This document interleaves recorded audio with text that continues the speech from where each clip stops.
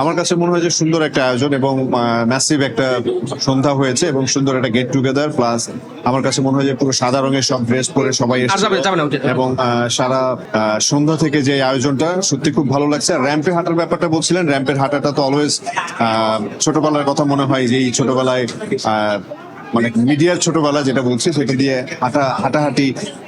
হাঁটি করে র্যাম্পের শুরু। তো সেই জায়গা থেকে আবার নতুন করে হাঁটতে গেলে তখনই খুব ভালো লাগে। আর যেহেতু শো স্টপার হিসেবে হাঁটলাম সেটাও খুব ভালো লাগলো।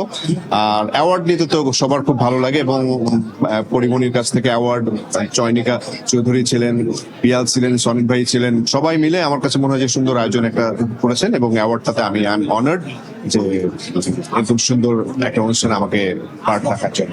নতুন লুকের কিছু নেই আসলে, বেসিক্যালি আমরা আজকে যেহেতু র্যাম্পে হাঁটবো, সো র্যাম্পে হাঁটার সময় মনে হলো যেহেতু সেটার সাথে একটু স্যুট পরা এবং একটু ডিফারেন্ট ডাবল পার্টের একটা স্যুট, সেই জায়গা থেকে মনে হলো যে আমরা কেন এটাকে একটু ডিফারেন্ট ভাবে করি না কেন, সো সেই জায়গা থেকে বেসিক্যালি সেটা করা।